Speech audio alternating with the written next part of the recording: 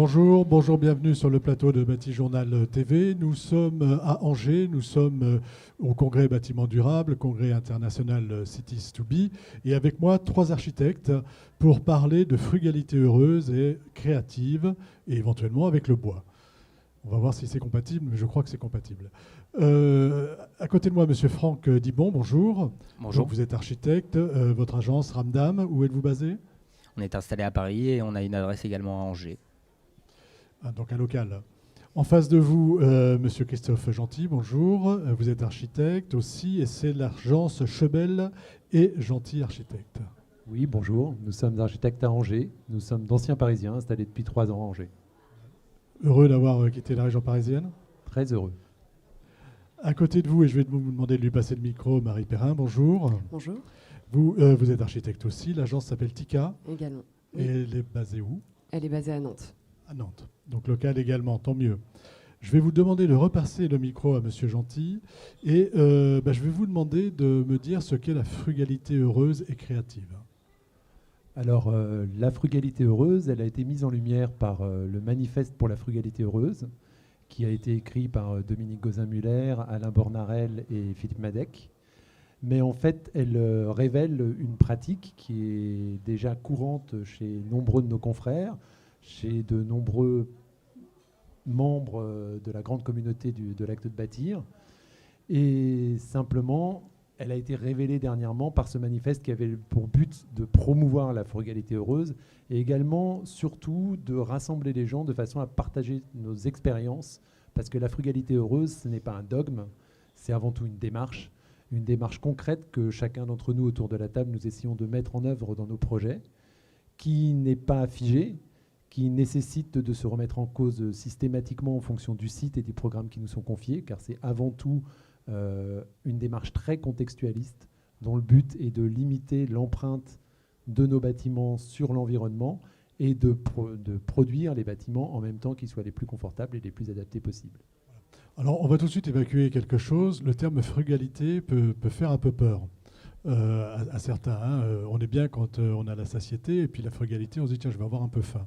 Est-ce que comment on bannit en fait comment on devient heureux avec la frugalité ? Alors, la frugalité, on a adjoint le terme heureuse, effectivement, parce qu'il y avait toujours une forme de crainte qui s'installait relativement au terme frugal. La frugalité renvoie pour nous plutôt en opposition à la surconsommation. L'idée, c'est d'investir un maximum d'intelligence dans la conception des projets pour justement, derrière, réduire le recours à des ressources et le recours à de la consommation, soit pour fabriquer les bâtiments, soit pour compenser leurs défauts. Donc la frugalité, au contraire, le but, c'est d'arriver à des bâtiments avec une empreinte légère et dont le bon fonctionnement, à la bonne adéquation avec les usages, va au contraire amener à la satisfaction et au confort de ses usagers. Alors, est-ce que vous voulez ajouter quelque chose sur la frugalité et sur cette frugalité heureuse ? Comment vous la vivez, vous ? La question, c'est la question de l'économie de matière. Mais pas l'économie de matière grise. L'économie de matière au sens de celle qu'on va mettre en œuvre dans les bâtiments, qu'elle soit la plus environnementale possible, mais aussi qu'elle puisse être démontable, réemployable, ajustable dans le temps, mais qu'elle ne soit pas aux dépens de l'usage qui est proposé aux habitants quand il s'agit de logement ou aux utilisateurs quand il s'agit d'un bâtiment polyvalent. Voilà, pour reprendre l'exemple de la nourriture, on fait attention à ce qu'on mange, mais ce n'est pas pour autant qu'on va se priver. Non, il s'agit de mieux manger. Mieux manger, de savoir d'où viennent les produits, où est-ce qu'ils ont été cultivés et comment on va, et qu'ils soient aussi meilleurs. Voilà, et ça fonctionne de la même manière. Je rejoins également parce que l'idée, c'est vraiment de consommer moins, mais mieux. Et donc dans l'architecture, on peut aussi tout à fait l'appliquer avec justement de l'intelligence et pouvoir travailler Il n'y a pas de recette, il n'y a pas de recette, mais ça fait appel au bon sens. On essaye de voir ce qui se passe sur les sites, quelles sont les dynamiques en place, et on essaye de travailler avec au maximum. On travaille avec ce qu'on a autour de soi. Au maximum, oui. Et puis surtout d'utiliser le moins de ressources possible, et en tout cas si elles sont de les utiliser avec des ressources plutôt renouvelables, mais ça peut être aussi du recyclage, du réemploi, enfin, c'est vraiment très créatif comme démarche. Et le but, bien sûr, c'est de multiplier le bien-être, puisqu'on se rend compte que dans certains bâtiments qui sont un peu standards aujourd'hui, on a quand même un déficit de bien-être. Donc aujourd'hui, c'est vraiment grâce à cette démarche, de tendre vers ce bien-être au maximum. D'aller au maximum vers le bien-être. Alors, on avait appelé, nous, cette émission Frugalité heureuse avec le bois et les matériaux biosourcés. Je voudrais que vous me disiez en quoi ce matériau, sans en exclure d'autres, peut répondre à cet aspect frugalité heureuse. Le bois, déjà, c'est son caractère de piège à carbone, le fait que ce soit une ressource naturelle renouvelable. Mais au-delà de ça, pour moi, il y a aussi une vraie qualité en chantier. C'est-à-dire que le bois, c'est quand même une garantie de chantier propre. Parce que dans le travail sur la frugalité, on s'intéresse non pas seulement aux produits du bâtiment, mais également à sa mise en œuvre, également à sa durée de vie. Le recyclage du bois, il est existant, il est efficace. Le démontage du bois sur les chantiers, c'est aussi possible. Le circuit court, c'est possible avec le bois. Et c'est en plus un corps d'État dans lequel on a aujourd'hui encore des compétences très pointues, en même temps qu'une parfaite intelligence de la technicité des ouvrages. C'est-à-dire que le bois, il n'y a pas de boîte noire. On est capable de comprendre facilement la manière dont fonctionnent les assemblages, de les travailler. On a une richesse, une plasticité qui est très importante. Et puis, chose non négligeable, Marie en parlait à l'instant, c'est qu'après, au niveau du ressenti et du confort, il y a aussi un aspect sensuel dans le bois, qui est ressenti, moi, par tous les utilisateurs à qui on a livré des bâtiments en bois, qui donne lieu à une grande satisfaction, à une forme de bien-être d'habiter dans le bois. On s'y sent bien, ça c'est quelque chose qui revient assez régulièrement. Vous voulez ajouter quelque chose sur cet aspect ? Oui, parce qu'il y a des études, alors je ne les connais pas bien, mais il y a des études qui ont été faites notamment sur le pouvoir biophilique du bois. Oui, tout à fait. Oui, on a eu connaissance et on a même reçu un architecte qui en parle beaucoup. Oui, c'est sérieux, c'est pas... Voilà, c'est quand même un matériau. C'est quelque chose d'avéré, on va dire. Exactement. Et c'est vrai que je rejoins aussi le côté très créatif. Il y a 1000 manières de travailler le bois dans le système constructif, dans les bardages en extérieur, dans les finitions en intérieur. Donc on peut avoir vraiment une très très grande diversité avec ce matériau. C'est pour ça que c'est aussi agréable de le travailler. De travailler. Eh bien, on va aller voir la diversité et on va aller voir que là, on est dans une série, donc on a du bois. Et vous allez nous expliquer un petit peu ce qui a été réalisé. Donc c'est le pavillon d'accueil de la scierie de Corzet. Oui, à 15 km d'ici. À 15 km d'ici. Sur la route de Paris. Sur la route de Paris. Sur la départementale désormais, c'était nationale. On peut aller le visiter ? Oui, bien sûr. C'est ouvert. Vous pouvez aller y acheter du bois encore. D'accord. Alors, parlez-nous de ce bâtiment. D'abord, quelle était la commande ? Donc la commande, c'était de regrouper un certain nombre de fonctions de la scierie au cœur d'un seul bâtiment, les fonctions d'accueil du public, de vestiaire et de bureau de l'administration qui étaient disséminés un petit peu partout sur un site de 4 hectares. Donc en fait, c'est une entreprise artisanale, familiale. Qui veut faire son bâtiment. Exactement, qui veut faire un bâtiment dans l'esprit de transmettre son activité et de transmettre un savoir-faire et une image, de véhiculer également l'image de la manière dont il travaille le bois. Parce que c'est une scierie un peu particulière qui n'est pas spécialisée, qui scie toutes essences. D'accord. Alors, sur ce bâtiment, qu'est-ce que vous faites ? Comment vous intégrez ? Alors, même si ce n'était pas, je crois, voulu au début, la démarche n'était pas nécessairement pensée sur la frugalité, je ne sais pas, mais comment vous intégrez cette idée de frugalité ? Comment vous travaillez la structure, puis l'enveloppe ? Alors la démarche de frugalité n'était pas gravée dans le marbre au sens, déjà le manifeste n'était pas forcément encore écrit, mais elle allait de soi puisque le sieur, lui, avait la volonté de mettre en valeur des bois qui étaient tombés en désuétude et pour lesquels il ne trouvait pas de débouchés commerciaux autres que le bois énergie ou le papier. Donc il voulait valoriser quel type d'essence, quel type de bois ? Des cyprès, par exemple, qu'on voit à l'image actuellement, qui sont traversés de nœuds et qui sont difficilement exploitables autrement que dans des grumes entières, dans des poteaux entiers. Dès qu'ils vont être sciés, ils vont perdre des nœuds, perdre de la matière. On aura du mal à en faire quelque chose d'intéressant. Donc l'idée, c'était à chaque fois, sur chacune de ces matières, de lui trouver un débouché en toiture, en façade, en parquet, en menuiserie, en agencement, qui soit adapté à la qualité de ce bois, et ce qui nécessite un long travail d'inventaire et de dialogue avec le sieur qui, lui, a une connaissance bien plus accrue que la nôtre. En tant qu'architecte, on a l'habitude de dessiner des bâtiments, mais on est finalement assez peu accoutumé à la question de la matière. Et à une matière aussi diverse, surtout. Voilà, c'est-à-dire que vous avez utilisé de nombreuses essences, une matière très diverse, et il fallait savoir comment vous pouviez l'utiliser, soit en structure, soit en parquet, soit en bardage. C'est ça, si j'ai bien compris? Exactement. Alors nous, on a pris le parti au départ, puisqu'il y avait une commande de faire ce bâtiment, de trouver une écriture architecturale suffisamment simple pour qu'elle puisse évoluer dans le temps des études et évoluer dans le temps du chantier, sans perdre l'image globale du bâtiment, et qui nous permettent au fur et à mesure des inventaires ou des bois qui nous étaient présentés par le sieur, de sélectionner, de redessiner, de calpiner, de modifier les façades, de modifier l'agencement en fonction du bois qui nous était présenté. Alors là, sur la frugalité, vous avez un avantage, c'est que le bois est sur place. Exactement. Et puis, ceci dit, excusez-moi, je ne voulais pas vous interrompre. Donc le bois est sur place, mais est-ce que sur les autres matériaux, est-ce que vous avez utilisé d'autres matériaux? Et sur les autres matériaux, comment vous avez intégré cette idée de frugalité, ou en tout cas du bon matériau au bon endroit, sans en faire trop? la question du bon matériau au bon endroit, on peut parler des fondations. On a des fondations, on est sur des terrains argileux. Il fallait répondre à cette question. On a des massifs en béton qui ont été dimensionnés au minimum de ce qu'ils pouvaient l'être pour pouvoir accueillir la structure au-dessus. On aurait pu réfléchir à d'autres systèmes. Là, c'était la réponse la plus adaptée, la plus rapide, la plus économique et la plus économe aussi en énergie, en matière à déployer. Voilà, donc il n'y a pas de religion particulière, hein. C'est vraiment en fonction de ce qu'on a, de ce qu'on voit et du site sur lequel on se trouve.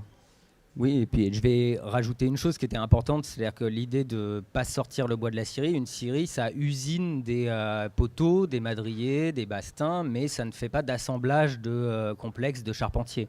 Donc on a aussi imaginé que le bâtiment il soit constitué uniquement d'éléments que la scierie pouvait elle-même mettre en œuvre. C'est-à-dire du bois massif.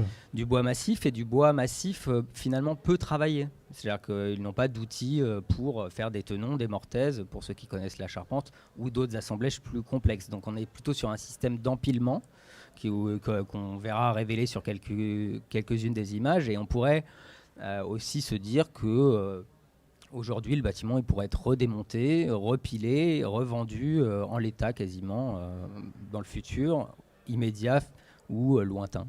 Voilà, la frugalité, c'est aussi la durabilité et la possibilité de réutiliser, en tout cas, soit le bâtiment dans son ensemble, soit les éléments qui le constituent. Et on parle bien de réemploi et pas de recyclage. Présentez-nous les deux bâtiments que vous nous avez apportés, qui sont des écoles. Alors, avant, je voudrais revenir sur un point, oui. C'est qu'effectivement, la frugalité, et c'en est une belle illustration, c'est effectivement pas un dogme, c'est avant tout une démarche. C'est une démarche qui n'est pas forcément donnée dans un programme architectural. Et aujourd'hui, notre rassemblement, moi j'anime les rencontres de la frugalité heureuse dans les Pays de la Loire. L'objet, c'est avant tout d'être une zone d'échange, de manière à ce qu'on puisse échanger sur nos expériences, nos retours d'expérience, bons ou mauvais d'ailleurs, savoir qu'est-ce qui marche, qu'est-ce qui ne marche pas. Oui, parce qu'on apprend de ses erreurs. Hein, exactement, et parce que chaque projet est différent, chaque réponse frugale est différente, parce qu'adaptée au programme et au site, et nécessite justement un grand partage de connaissances. Et avant tout, c'est important à dire, il n'y a pas de dogme sur la frugalité, il y a avant tout la volonté de partager les expériences de chacun pour aller vers des projets qui à chaque fois se perfectionnent. Allons-y sur vos projets, on va voir comment vous les avez abordés. On voit une image de la dernière école qu'on a livrée à Bouloir dans la Sarthe, l'école René Cassin, sur laquelle on a choisi de travailler du châtaignier, parce qu'un des avantages du bois et de son emploi dans la frugalité, alors on le voit là sur un travail de façade où on a travaillé beaucoup sur l'orientation, le filtre, la protection des volumes intérieurs par rapport à l'ensoleillement. On a choisi de travailler le châtaignier parce que ça nous permet de garantir des circuits courts. On a travaillé avec une scierie qui s'appelle Rahuel, qui est en Bretagne, qui exploite du châtaignier issu du Grand Ouest. Alors, on n'arrive pas à être extrêmement local, mais on est déjà beaucoup plus local parce que c'est un des avantages du bois. On peut réussir vraiment à le tracer et à travailler, si on n'est pas à pied d'œuvre, comme pour la scierie d'Ibon, on peut être oui, au plus proche des rayonner voilà. à 200 km et ou un effectivement, après, ça demande une intelligence de mise en œuvre dans le bâtiment, parce que par exemple, le châtaignier, c'est un bois qui rejette du tanin, le tanin étant très coloré et pouvant tacher fortement les autres ouvrages.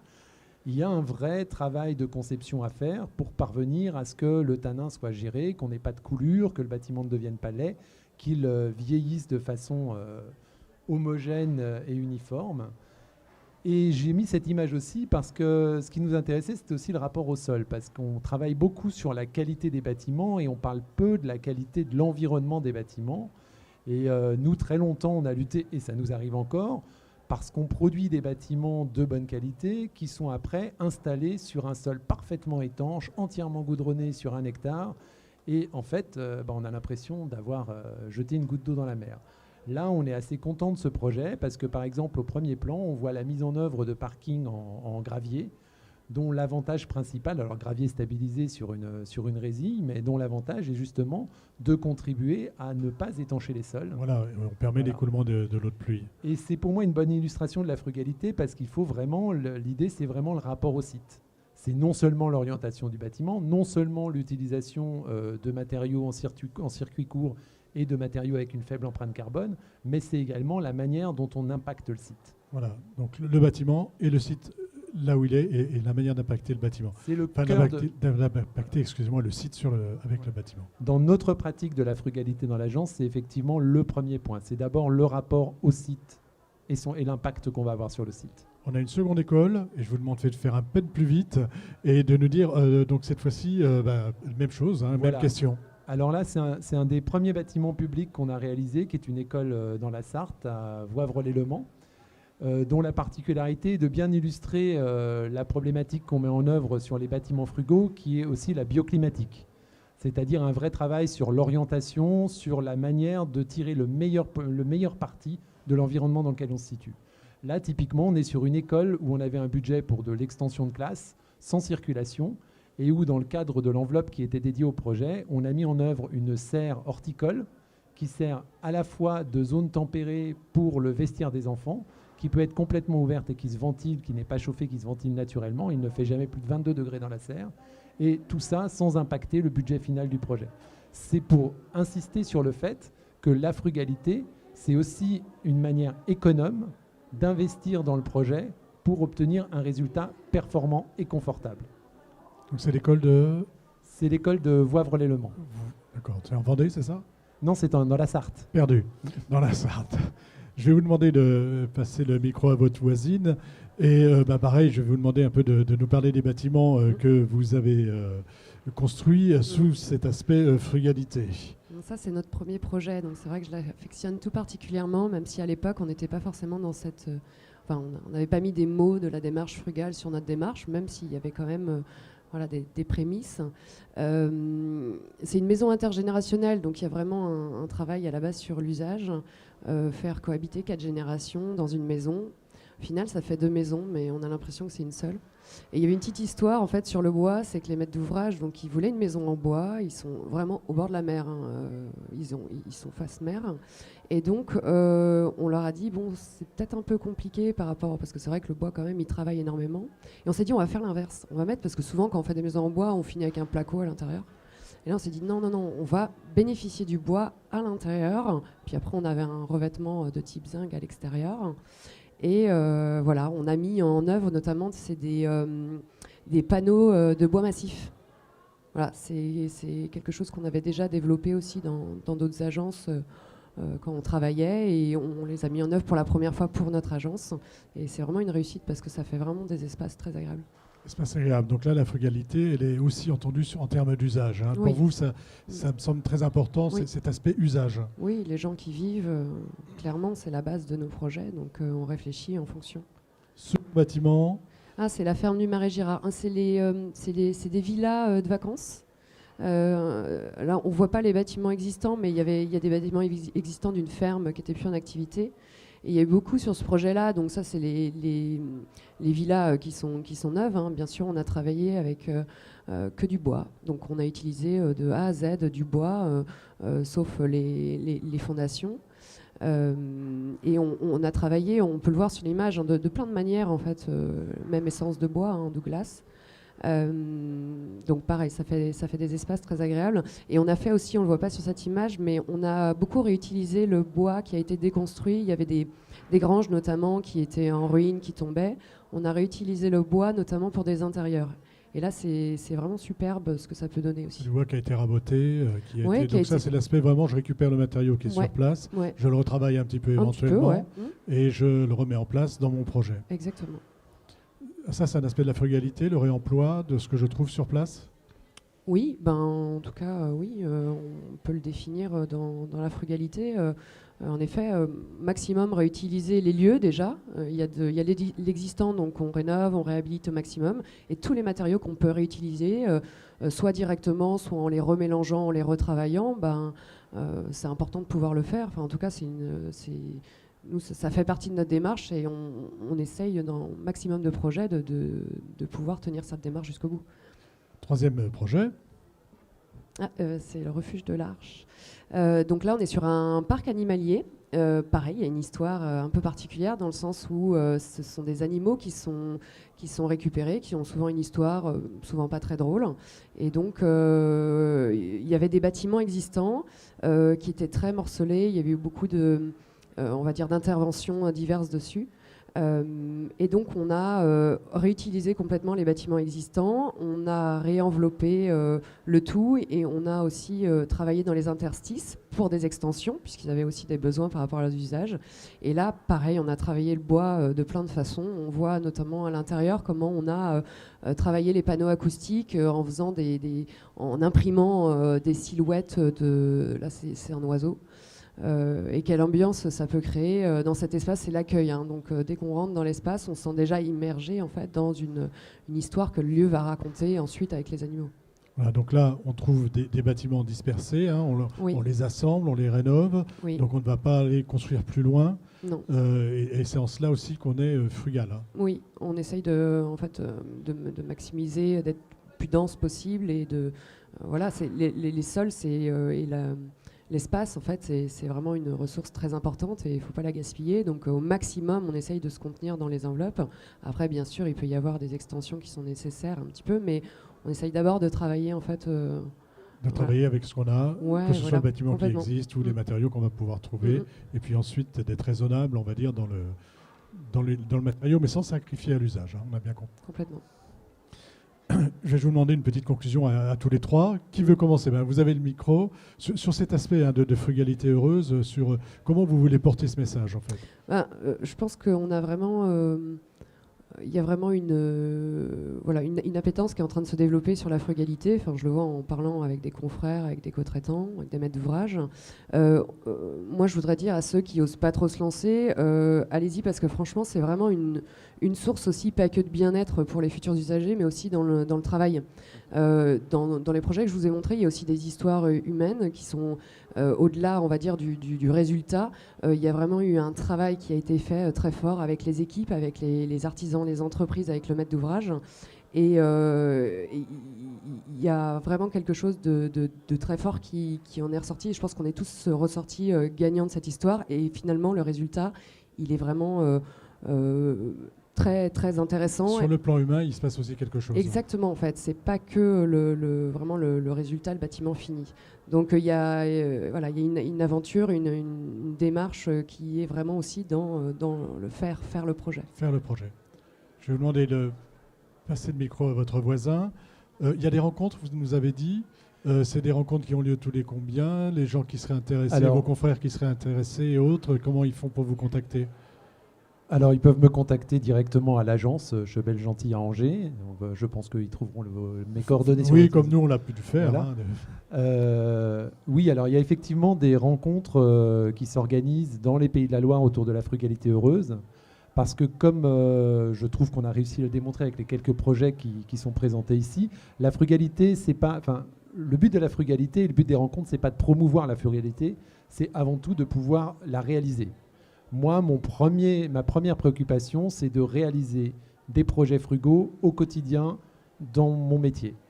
Et les rencontres de la frugalité aujourd'hui dans les Pays de la Loire, elles vont être mensuelles, elles vont commencer la semaine prochaine. On les a décalées cette semaine pour l'événement d'Angers.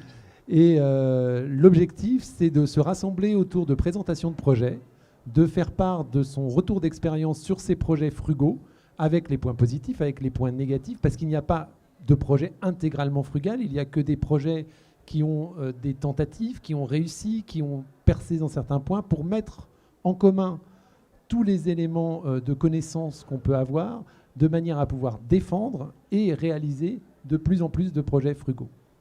Alors, des projets frugaux, on a des... Oui. Si je peux me permettre un dernier mot, je suis très content des projets que vous avez présentés de mes confrères, parce que je pense que c'est une belle illustration de ce que la frugalité permet également de réaliser une architecture à la fois belle et contemporaine.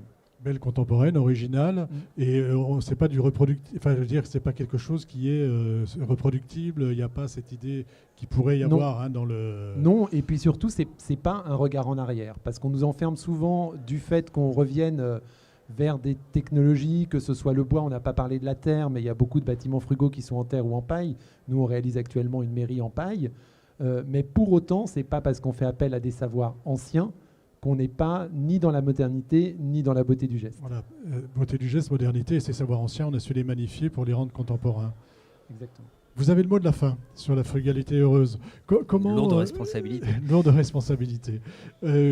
Comment, aujourd'hui, après ce projet-là, vous l'abordez dans les projets que vous êtes en train de réaliser ?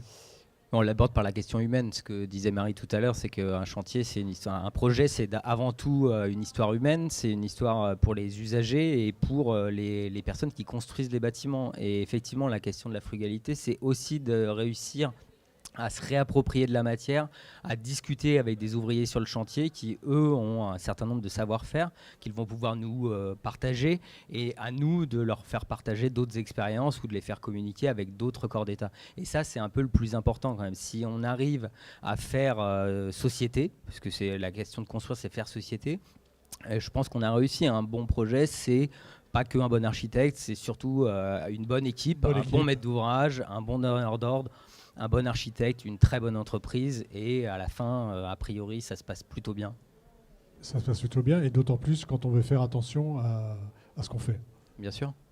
Merci d'être venu sur le plateau de Bâti-Journal TV pour nous parler de frugalité heureuse et créative avec le bois. Une émission à retrouver donc sur notre site internet Bâti-Journal TV, sur le site de notre partenaire France Bois Forêt et bien sûr de Cities2Be. Merci à vous d'être venu jusque-là. Merci.